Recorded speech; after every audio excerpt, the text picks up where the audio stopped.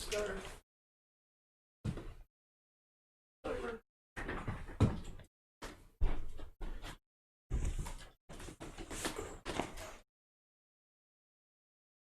How you doing, Gary? What?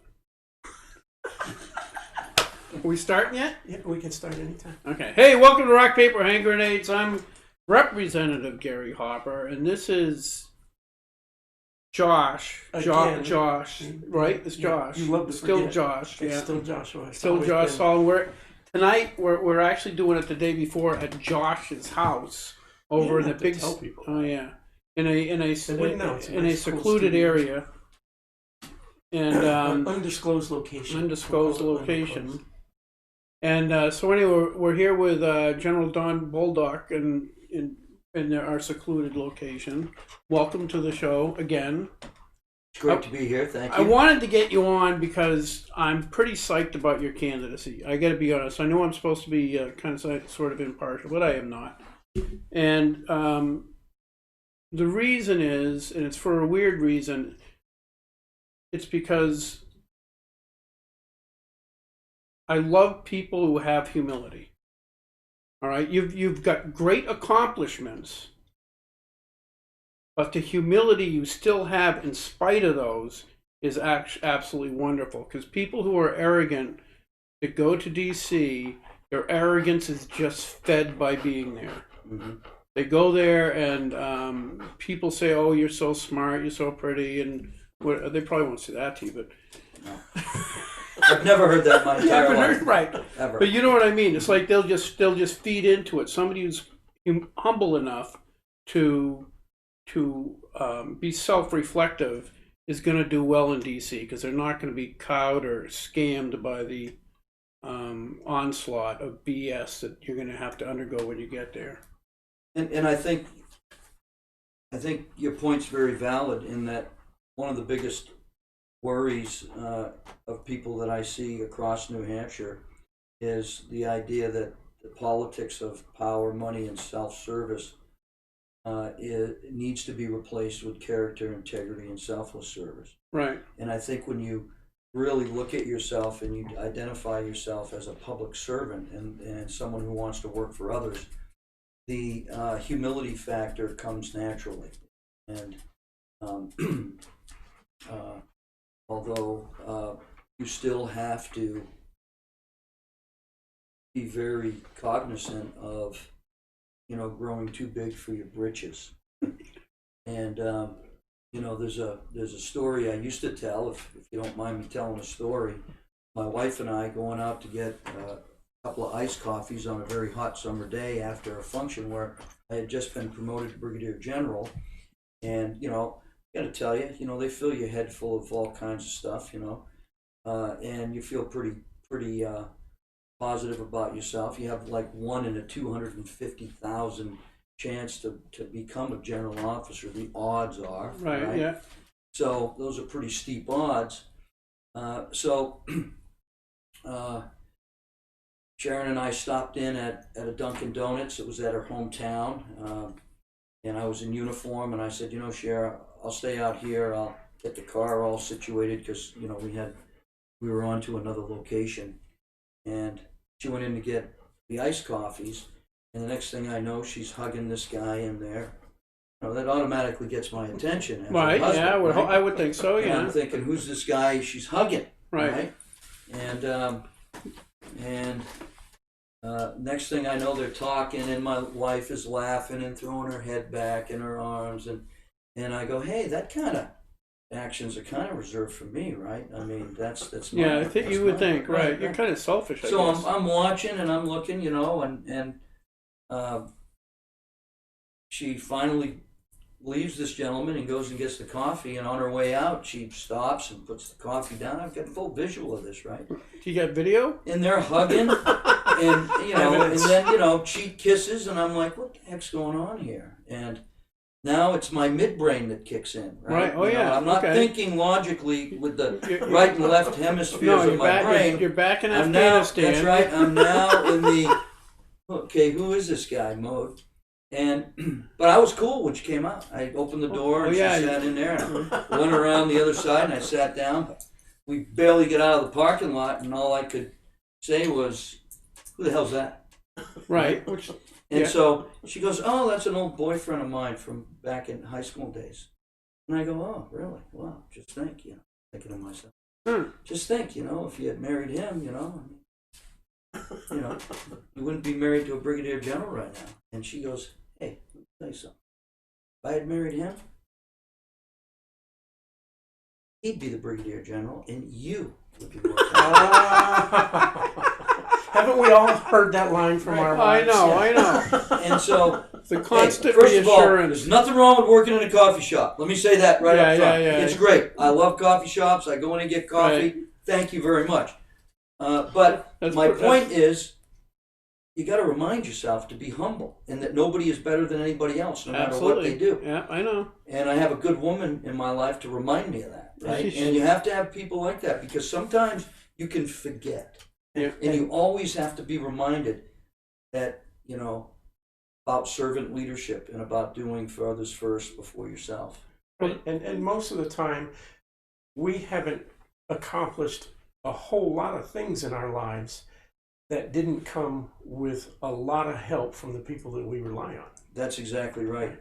The men and women, and I like to use this phrase, that I worked for as a commander, not the men and women that worked for me, but the men and women that I worked for, because that really keeps your perspective all the time. And it's a perspective that I want to bring to Washington, D.C. I work for the people of the state of New Hampshire, not the other way around. They sent me down there to be their representative, and you can't forget that. And you have to learn from them, you have to listen to them, you have to report back to them, you have to be accountable, responsible, transparent, and you got to build their trust. And it's constant. Not just when you're trying to get elected or re-elected, but that whole block of time in between. And people forget that. They forget that they're accountable every single day, every single year. And for a senator, that's 6 years. And you got to come back, and you got to do these kind of things. And you got to have house parties, and you got to sit down with folks and talk with them and explain to them, hey, these are the kind of things that I'm going through down there that I need your help with. And you have that exchange of information, because a lot of people say, you're a general, you're going to go down there, you're going to try and order people around. Well, you can't be an effective leader in the Army as a general officer and order people, or any kind of officer, or in any leadership position. You have to get buy-in. You have to get their support. They have to trust you. And if they don't, it's going to be painful for them. I know that when I was researching, one of the things I look for, because I was a tool maker my whole life, and I've had a lot of bosses that were just arrogant jerks, and some were pretty cool. But one way to determine if a leader is worth their salt is to listen to the people that were subordinate. Mm-hmm. And is he respected? Is he respected by the people that were under him? And I was reading one thing. It was on the when you were part of that horse infantry. I don't know what you even call that, but I was reading some of the stuff, and the people under you just had such admiration for you, which I just, to me, that's very important stuff. Because if you look into somebody's character, like Donald Trump, right? Mm-hmm. I went to his. My brother paid for me to stay at his hotel in Reno. Oh no, what's Vegas? Mm-hmm. And we're going for breakfast, and we're talking to one of the guys waiting on us. And I was asking, so you ever actually interact with Trump? It's not Trump so much, but his kids. Well, how are they? He says, they are the most respectful, wonderful children. He should be amazingly proud of them. So you have these people, like Trump's kids, coming into a place, there's people working there. They don't boss them around and act like arrogant jerks. They're respectful, they're kind. And to me, that says a whole bunch about a human being, is how they treat other people that are in different positions in life, because not everybody has had the same opportunities and or same challenges, so we don't know. But anyway, so one of the stupid rumors going around the state right now is that you never lived here and you just came in here to run for Senate. Horseback. When did you learn? Because you had to ride horseback, which, if people don't know, you should check into it, right? So he's fighting on horseback in Afghanistan, which seems really crazy to me. But there was no ability to get mechanized equipment in some areas. But when did you learn horseback riding? Well, I learned it on our family farm in Guilford, New Hampshire, and on my Aunt Anita's farm in Belmont, New Hampshire. There were horses there. Take care of the horses. My grandfather was a buggy racer, right? Oh, really? And he did it up at Rockingham Park when they raced the horses. Oh, no And so kidding. that's why we had horses. But I learned how to take care of them, and I learned how to ride them, and so later on in life, when that became the opportunity presented itself to ride horses, I was very comfortable with it. But to your original point, on 8 May 1962, I was born in Laconia Hospital. I was born and raised, graduated from Laconia High School. 11 days after that, I joined the U.S. Army as Private Don Bolduc. I also worked on Laconia Police Department, and I'm 58 years old, and I've been a resident of this state for 58 years. Huh. Right? So how does that rumor get started? Where did you hear it? Because rumors get started this time of year all the time. that's right. I call them whisper campaigns. Yeah, every Yeah, election cycle, there's so yeah. much stupid crap that hits the internet. That Well, he's not a New Hampshire native either, right? right. And it's just your opponents trying to, level the playing field, and in a way that's disingenuous and outright dishonest. Right. I never volunteer information about my opponents, but if asked the question, I answer the question. And, I'm constantly accused of violating the, 11th commandment, right? I shall not talk ill of another Republican. Well, I don't talk ill of another Republican. I just deliver the facts, Right. when asked. And I think voters need to know who they're going to vote for, Right. and they need to know that person, and that person should be honest with them. And if there's anything in your background that could be problematic for your race, you should share that with the voters so that they can make a decision on whether or not they're going to support you, because voting for you is in my opinion is a sacred thing. It's a right, and it's sacred. When someone decides to vote for you, that's a big deal, and it should be something that is honored, and should be something that's earned, and it's earned because you have character and integrity, and they see in you a reflection of themselves. Right? I think also it's the fact of the matter is if you've got hidden skeletons in your closet.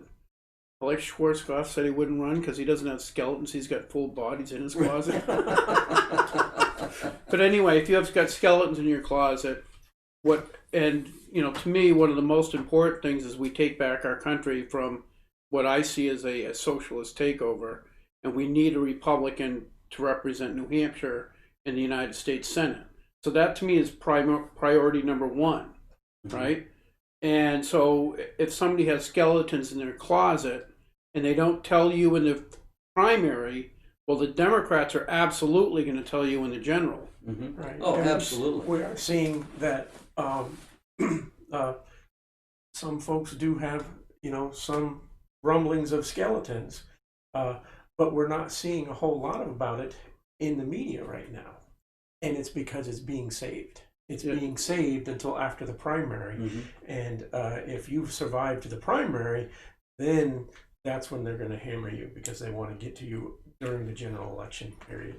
Exactly. And I am very confident that my own background doesn't have any skeletons in it that could be used to derail a general election campaign.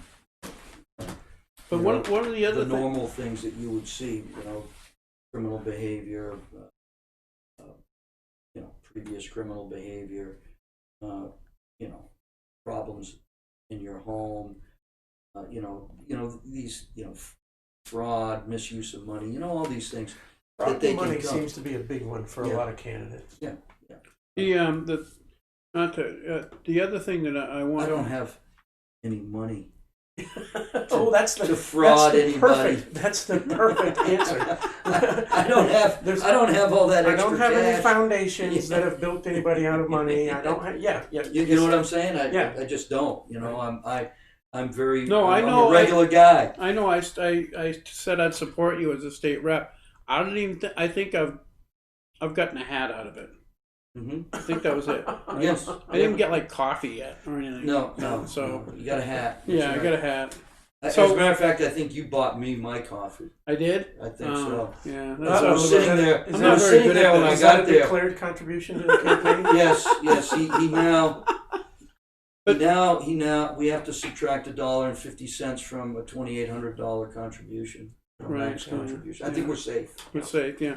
So the other reason I really respect people who are, you know, in a sense mavericks, like your actions in Afghanistan prove you're willing to do whatever it takes to get jobs done, but people who are willing to fight against the system and your work towards helping kids from service that had post-traumatic stress is exemplary of that. Because for the people who don't know, he was well, you tell us, what did you try to do after, you know, when you realized how pervasive post-traumatic stress was within your own command? What did you do Right. about it?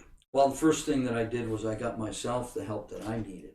I did that because my wife had been talking to me about it for years, basically from 2006 to 7. She saw the behavior and change. I didn't go and get help until 2013. Yeah. And I was a brigadier general at the time. And I was able to do it under the radar screen because at that time, and it still continues today, you know, not a good career move. No, really bad career Right. move. And so, and it shouldn't be that way. The No. stigma should be erased. The understanding should be high, and we should be helping our service members with mental injury, physical injury, and spiritual injuries, so that we can tighten up that triangle and they become more resilient and our readiness increase. So I noticed that in me. About 2 years of therapy I went to, and I still go to therapy. Yeah. And I'm not embarrassed to say it. And I think it's necessary for people to understand that and to know that. I'm a very high functioning person. I have no issues. It's just, you know, I experienced things that resulted in mental injuries, post traumatic stress, traumatic brain injury, that will probably need attention for the rest of my life. Yeah. Just like any significant physical injury. Right. You know, your brain is an important thing, right? And you got to take care of it just like you got to take care of the rest of your body. So, and we shouldn't be embarrassed about that. So, when I took command of my division level command, Special Operations Command Africa, I knew we had problems, and I saw it, and it was pervasive throughout the command, and it interfered. It resulted in high alcohol and drug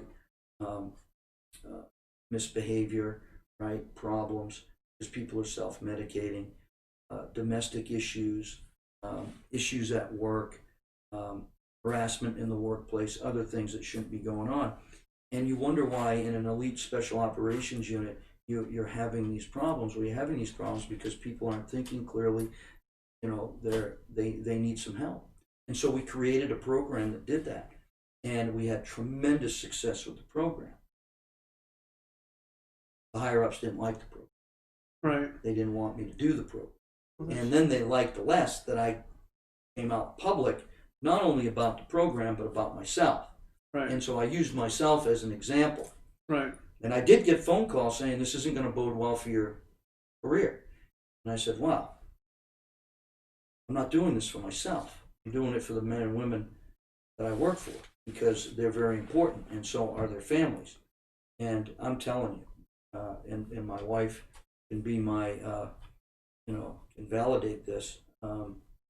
We had unprecedented success, to the point where my command climate survey, it's a requirement by Department of Defense that you have a command climate survey. Well, generally, only about 30 to 40% of the people in the command ever fill it out, because it's just one of those things. Why am I even filling this out? They're not going to do anything about it. But what they realized about me and my Master Chief, Rich Puglisi, is that we do care, and that we will help you, and we will do things and put you first, even in front of ourselves, even in front of our own careers. And that resonates with people big time, right? And so almost 80% of the people in my command took the survey. Yeah. And we had 0 harassment complaints. We had a significant drop in alcohol and drug abuse, and alcohol-related incidents, and poor behavior in the workplace, domestic issues. It was unbelievable in 26 months. So, right? so if your In 26 months. so if your policy Mm-hmm. had been spread throughout the United States Armed Services, Mm-hmm. we might not be seeing vets shooting themselves or killing themselves At the rate that or they're living doing on the today. streets, I like believe we that, see all the time now. I believe that to be true. And all it took was senior leaders putting skin in the game. Right. Because nobody is protected, regardless of rank, from mental injuries in warfare. No, you can't. Nobody. No. Nobody. From the youngest guy to the oldest guy, from the lowest guy in rank to the highest person in rank, it doesn't matter. Nobody escapes the effects of war. And No. that's a truism. Yeah. This is kind of what you started is kind of a reversal of literally centuries old attitudes in the military. Mm-hmm. Well, my grandfather lived through World War II. His brother, Bronze Star for D-Day, for Normandy. My grandfather was in the Pacific. Mm-hmm. He lived in Guadalcanal. One of the things he was God bless him. One of the things he was fond of saying was that he said, "I could land on that beach every day for the rest of my life, but what I can't do, live on that island, Japanese Mm-hmm. never will never do it." You know, and there were stories like that, but he would not go into detail. Mm-hmm. And in fact, he told me one story. I'm not going to repeat it, but he told me one story. He hadn't told anybody, but he didn't tell that story until his 80s, about ready to die. And that's the thing. You are expected to suppress all of that. Push it down. That you exactly. You push it down. It didn't happen. Move on with your Welcome life. home. And thank you for your service. Throw your so duffel bag what- in the corner. what you've begun is there's some amazing aspects to it, right? The question is, did your seniority help you be able to get this out, right? If you had started something like this when you were a major Mm-hmm. or lieutenant colonel, would you have been able to get as far as you did if you hadn't waited until you were brigadier general? No. And I, recent surveys, they just had a survey, not a survey, a study published on special operations. And the study basically said one of the top reasons, number one reason people don't go to get help is afraid that it will negatively affect their career. And when people saw and the word got out about the program and about the success people were having, a lot of people wanted to see the program implemented in their units and have their chain of command take the same kind of approach I did. I did not follow Department of Defense policy. I did not take the person off their team. I did not suspend their clearance. I did not put them on special duty.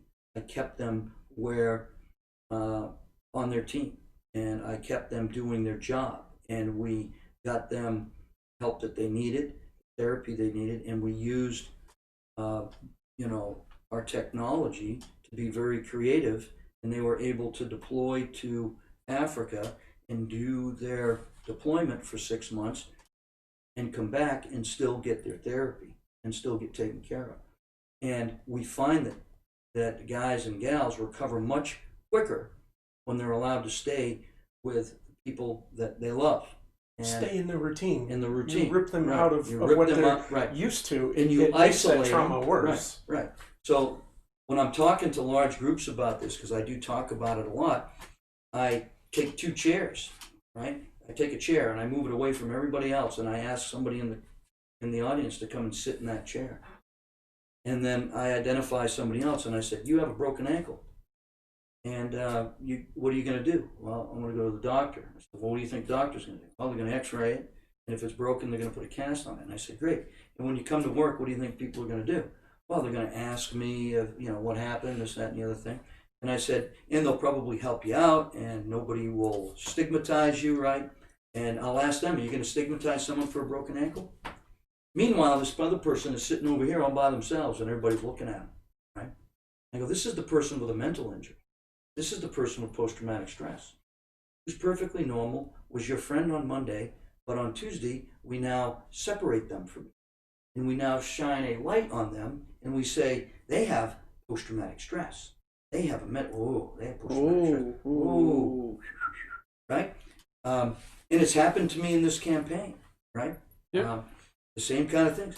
I'm weak, I'm broke, and I need a dog. So therefore, I can't be a United States Senator. And that couldn't be further from the truth. No. Right? And that's my own party doing that. Right? Okay, My own party. So imagine if you're a person looking for help and you know that's going to happen to you. What are you going to do? Right? Yeah. And in the military, it's no different. It has not changed. And when you see a brigadier general who is doing nothing but wanting to help their people pay a price, right, and not get promoted, and that program die when he leaves, right, what are you going to do? Yeah. You're not going to get help. And so the whole mantra of if you ask for help, you're strong, not weak, and we will help you, and we will make you more resilient, because all that experience they have is only something that makes them stronger, and it gives them insight that others don't have. No, I just. You see what I mean? And if you build a system where people are helping each other out, as opposed to a system where people are separating and segregating and isolating people, hey, you're going to have good results on one side and not so good on the other, and that's why we have unprecedented suicide rates in the United States military today, across active duty, reserve, and National Guard, and we have unprecedented suicide levels in our veterans. So, I want to double down on that. I know that, as I've told you before, my dad was in the Korean War. It was one of the Frozen Chosen. Mm-hmm. You folks at home can look that up. It was my understanding. It was one of the most brutal combat things the Marines have ever been through. And as a child, I didn't understand why he was tense all the time. Mm-hmm. I don't think he calmed down till he was 50. He never talked about it. So when you help a vet, like you're trying to do, you're not helping just the vet. You're helping his kids, his wife, how those kids grow up, whether the kids grow up afraid of dad or not afraid of dad. It is a profound thing, but it's other subjects. So Second Amendment. You saw my pretty little bike out there. I did. I took my pretty little bike out to visit a friend in Exeter, and I decided to take a shortcut home. And I didn't have my helmet on. I had Gary shortcut. Mm-hmm. So I had my helmet on, and I had my pistol in my pocket. I'm driving along, and I see next exit 495. I go, oh boy, exit stage right. So I turned around and took off because I was in Massachusetts. So I went from having the right to bear arms to being a felon in a matter of feet. What can you do for people like me who believe we should be able to protect ourselves regardless of where we are if we're not a felon? In other words, if I haven't committed any crimes that rise to the a felony, I should be able to defend myself anywhere I go. Right. No, I agree with you, and I think that constitutional carry should be a nationwide privilege, right? Yeah. For people that law-abiding citizens in good standing that own a gun. Well, you can go to the Pheasant Lane Mall and park in the wrong parking spot, and you're in Massachusetts. Yeah. Right. And if you have a gun, you're going to get arrested, right? Well, not only And that's gun, just wrong. Massachusetts, if you have an empty 22 Yeah, case, that's right. It doesn't matter, right? Oh, It an doesn't empty matter. shell. An That's, empty that's shell. enough to. Yeah. So we have to understand that the Second Amendment applies to the entire country. I get that states, have the rights to make their own laws, but there are some things that the federal government needs to extend at the federal government level that provide universal rights to all Americans, Right. and that's one of them. It's a constitutional. Well, Right. By design, the federal government is supposed to stay out of states' state business, That's right? true. But there is an exemption, right? It's just like at the state level. A town cannot make a rule that is more restrictive than what has been passed at the state level, right? And the same thing should apply to the Constitution. I agree. Whereas the Constitution and federal statutes, excuse me, sorry about this. COVID again? No, it just don't start with that. No, I'm all set. The Constitution and the federal statutes should be it, right? States should not be allowed to enact something more restrictive, and I think that's something that has creeped in by the use of organizations like the ATF, right? So there are no rules against owning long guns of any kind listed out in federal statutes or whatnot. But then the ATF takes a particular statute and extends it, right? And they create a policy. Now the policy has the force of law because the ATF created that policy. Congress conceded their authority to an agency. Exactly, but it's not actually something that was enacted by elected representatives, and that's the part that I think a lot of conservatives are on about is big government. Right? We're all talking about the idea that every time a liberal gets into office, the first thing they want to do is they want to tax you, they want to take more of your money, and then they want to create a brand new government organization, a brand new department that has the ability to create policies that somehow become force of law. Right. And that's something that I'd like to see kind of disappear. And one of those things, and the biggest area, is the Second Amendment. Yeah. I agree with you 100%, and it's something that I want to look at. We no longer have limited government; we have unlimited government. And we've seen overreach by all levels of government in the COVID crisis that I don't agree with. And I don't think I think concerning thing about that is how easily people accept it.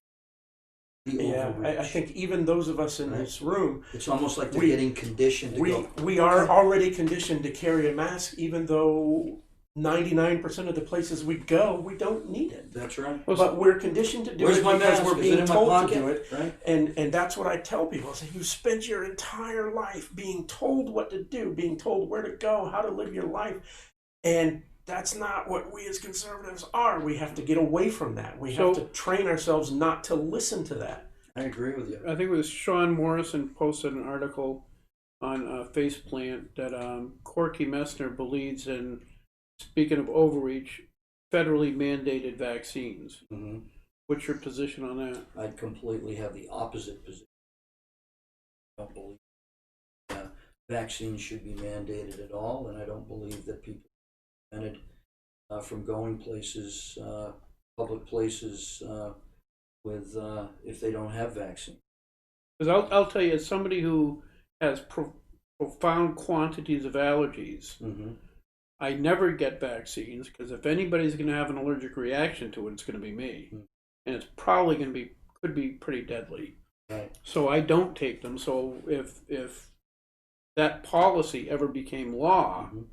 you're forcing people to do something, and you're also, like you said, it's like the mask thing. You're forcing people to be compliant with orders from the federal government. Right, and I just don't believe that that's the right thing to do at all. You know, we don't even have a good a very we don't have a trusting process on how vaccines are made anyways. We take for granted that they go through phase 1 and phase 2, phase 3, and that they're safe and that they do what they're intended to do, and so on and so forth. But with a virus, that virus changes. It's just like the flu, right? It changes every year and there's a new virus, right?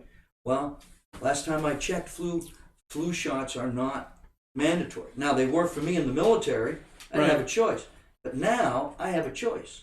Right. And I haven't gotten a flu shot since I got out of the military. And you know what? Interestingly enough, I hadn't got the flu. Right. But every time I got a flu shot, I was like, here we go. I'm going to get sick. And I got sick. Right. Now, people will say, well, that's supposed to happen.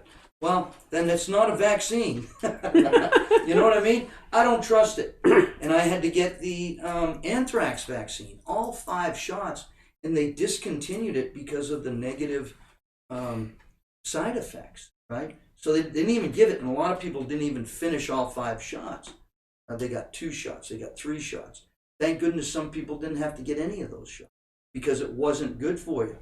And what a lot of people don't know, the military produces its own vaccines, right? And it doesn't have to go through phase 3. Phase 3 is the test for side effects. So when you get a vaccine in the military or you take a drug in the military, it usually has not gone through the side effect test. And we wait to see the side effects and then they replace it with something else. Yep. That's why I've been on 4 different types of malaria medications in the military. Because yeah, because of the you know, and I don't even remember being on hydroxychloroquine, to be honest with you. I don't. And just to show you, right? I served in Nigeria. I had men and women who served in Nigeria. I have men and women who got injured and had to go to the doctor. And we sent them to the French hospitals, not the Nigerian hospital, for good reason. But if you look at all the studies on COVID, they give their COVID patients 3 things: hydroxychloroquine, zinc, and a Z-Pack, which is antibiotic for bacteria, and then the hydrochloroquine is for a virus, and then the zinc is to help your immune system. They have had 0 deaths in Nigeria due to COVID at every age group. This is Nigeria now. Those equatorial countries that are known for malaria, right? Mm-hmm. We're all told we need to get malaria vaccine, we need to get shots before we travel to South America, before we travel to Africa. Those countries are the countries that have the absolute lowest numbers of COVID, and like you said, no deaths, right? Right. Mm-hmm. And I keep going back, a lot of folks, they're in the moment. They listen to what's on in the media, on CNN, in the moment, and liberals, I don't know, they don't have any long-term memory, right? Because we can go back to as soon as last December, right? And before that, how many times have we gone to the doctor and said, I'm sick, doc? And the doc says, it's a virus, there's nothing I can do for you, you gotta let it run its course. The only time we're given anything is when it's bacterial, right? And we get an antibiotic or whatnot. But when you get a virus, nothing we can do for you. But all of a sudden, in less than 12 months, we're supposed to come up with a vaccine for something brand new that the world hasn't seen any before. Right. I don't understand. And then we're supposed to make it mandatory. Right. And then there's another order out there, another law now, I guess, that if you get into car accident or you get brought to a hospital, once they develop the vaccine, right? You can't respond. You can't give your consent. They're automatically going to give you the vaccine for COVID. If you're out of sorts, Right. Yeah, the other thing. Now, too, come on. well, I the other, didn't go to the hospital for that. If I get hit by a car, please in the early '80s, we had treat me for that. We had the HIV and AIDS, and that was the big thing. We're still trying to find a vaccine for that particular virus, right?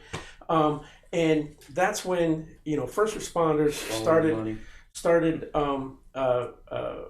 wearing gloves for anything with any type of bodily fluid, and then they started having for CPR. Anyone who's gone through any kind of CPR training, you now have a blocker between you and the victim, right? So you either carry one around, or in the first aid kit there's a mouth blocker for you to give CPR with.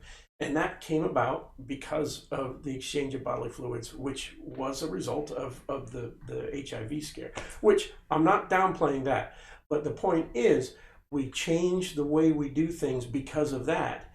And now we've got a situation here where we're changing the way we respond to things, right? So a first responder will not touch a patient without putting gloves on because of HIV. Now you're saying that a first responder, if you're not awake to give or remove consent, they're going to start doing something just in case you have COVID, right? It was always, okay, we've got our gloves on, we've got our masks on, just in case you have HIV. Now it's in case you have COVID, which, new news this weekend, 99.8% survival rate.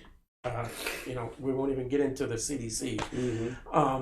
But now we're being forced into first responders now have to do even more before they can attend to you. Right. We're going down a road where politicization of a particular issue is overriding the rights of individual and common sense. It really is. Yeah, and it's a bad place to go. Yeah, the federal because we government have no should be leadership. Right. Jean Shaheen is not standing up and saying, no, she's not standing up. She's our representative. She's supposed to represent us. I haven't seen her in any venue outside of a Zoom or inside a building. I've never seen her walk in the streets. I've never heard her walk in the streets. They don't have her recorded walk in the streets. She's not out there. I'm all over this state, 10 counties, all the time, outside with people, going in the stores, talking with people, respecting. I'm a social distance guy anyways. I would think. I mean, you know what I mean? I mean, we just do that. I mean, we're not close talkers in our culture. Right. We keep our distance from people. If you just cover your face when you sneeze, if you just wash your hands, if you clean up after yourself, that is the most technical advice that we're given. Yeah. Right? For the most deadliest disease on the planet right now, it makes no sense to me. Yeah. Right? It makes no sense to me why people can't go back to work, why people can't go back to school, why we can't start doing the things that we were doing before all this started, and use the your immune system to fight it off. If you get sick, you stay home. Yeah. Right? And you take care of yourself. Well, yeah. And if you're high risk for anything, you just, do what you got to do. That's the part that you know what I mean? I cannot understand folks who don't understand that simple logic, right? You walk into a store, you see everybody with a mask on, and if you don't have a mask on, you're mask shamed, right? You get the dirty look. How about if you don't follow the arrows? Yeah, well, I'm constantly getting looked at for that. Somebody says, "Oh, didn't you see the arrows?" Well, I didn't even know there were any Indians around here. They got us walking. My response is, well, first off, I don't have any symptoms. I'm not coughing, I'm not sneezing, I'm not sniffling. If I do, I'm going to cover my mouth the way I was taught when I was 3 years old, right? What really bugs me about the mask thing is exactly what you said. We all know how to cover our mouths. We all know how to stay home if we're at risk. Right? If you're that much at risk, what are you doing out in public? For anything. Right? And being told, put your mask on. Why? Because the government does not trust us to act like adults. Mm-hmm. That's what it is.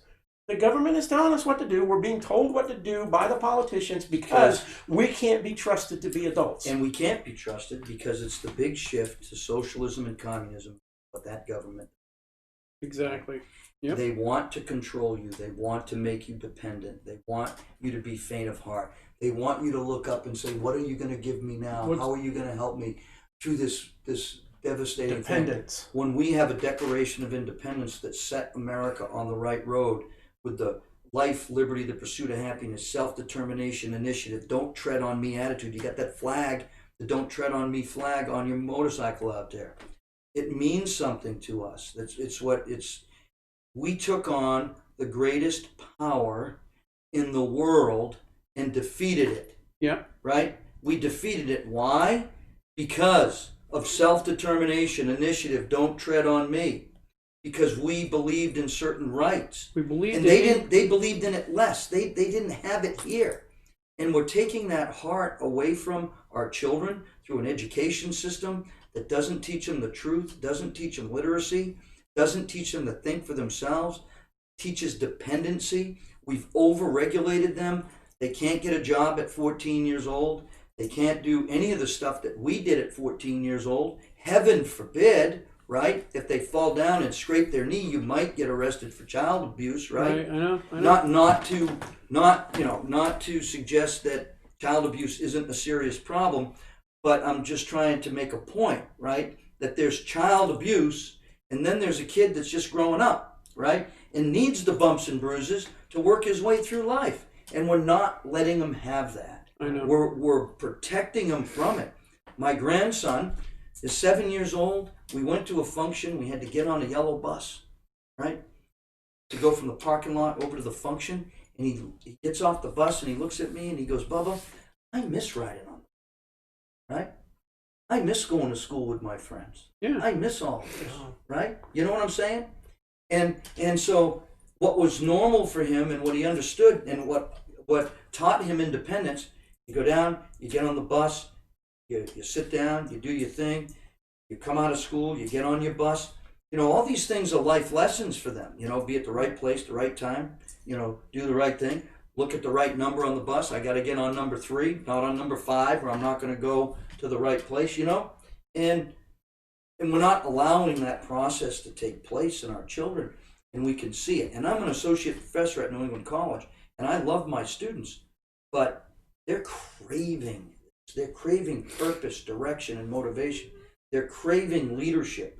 They want that, and they're not getting it, and we're missing huge opportunities. And we have 2 generations now that have entered into voting age, and they don't know their own nation. They don't know how to critically think about anything. And they're being led down this socialist road. It's very dangerous. We got a choice. American socialism or freedom. You pick American socialism, and we're going to have to fight our way back to freedom. That's just the way it's going to be. Yeah, I know. It's very evident. It was actually really cool. I love Attorney General Barr. Mm-hmm. I think that guy is amazing. So he was on being interviewed on Fox, and he referred to Antifa as the Bolsheviks. And I'm sure most of the people that go through college and high school today will have no idea what that word means. Mm-hmm. But the Bolsheviks were the people that followed Lenin, that were intentionally radical and radicalized, and would start fires and trouble in different places, or do there's things we're seeing on the streets of Seattle and places around this country are what the Bolsheviks did to try to ferment a revolution. Yeah, violence, instability, all those things that lead to revolution. And you're absolutely right. We know Antifa originated in Europe. We know it came to the United States. We know it's well organized across the United States. We know that it gets funding. We could probably track that funding down. We know that they're organized. We know that they have training and that they communicate and they're able to infiltrate and do things that you just described the Bolsheviks doing. Well, they're Right. doing it now, and they're Right. doing it in 10 major countries, or excuse me, cities in our country, and it's very dangerous. I teach a course this semester on domestic and foreign terrorism, and we were talking about that very problem today. Right. And we are watching it. We're passing out tickets to it. Nobody in the U.S. Congress is standing up and saying, hey, this is a huge problem for our safety, our security, our stability. And if we don't get our hands on this, these kind of organizations are going to set the seeds so that we no longer have a republic. We no longer have a democracy. We've lost our Declaration of Independence and those valuable rights, and we're now going to be socialists, and we're on the road to communism. And it is dangerous. That's not hyperbole or exaggeration or trying to scare people. It's a fact. You can see it. There, in the COVID crisis, accelerated it, and then the economic crisis, shone a light on it. And you know what they're doing to disrupt these elections and interfere with fair elections and election fraud. And we got to get at domestic terrorists. And hey, ask Rand Paul, right? I mean, He's a new believer. he's a new believer, and I've been talking about this stuff for months. Yeah, me and too. the danger of Yeah. it. And you wanted to say something, I think, Josh. Well, we're talking about this pitfall that we're falling into with socialism, and you talked about countries or cities across the country with the riots and whatnot. In Portland alone, I think I saw 7 or 8 of the arrested rioters. They're all middle school teachers. Yeah, middle school teachers, and so what that tells me about the spread of this Antifa is that it's being taught in schools. Yes, it Right. is. Yeah. We've got a Tennessee school district that has sent a letter home to parents requiring parents to sign an agreement saying that they will not monitor their students' remote learning on the computer. Meaning they don't want you knowing what they're They're being teaching your taught. kids, right? Hey, we're gonna run out of time. Okay. I want before we go, we have to find let the general say how people can get in touch with him Okay. and how to get involved in the campaign. This next Tuesday is a primary. It's huge. We need people to get out and vote next Tuesday. But almost as important as that, I would like people to go on my Facebook page because my grandson is 14 and he's on the football team at West High School. And because of COVID, they can't go out and do fundraisers. So they're But starting. they can play full contact football. Oh yeah, but they can't do. But they can't do fundraising. Right. He's so big. So anyway, because he was so cute, it seemed like last year. Now he's like.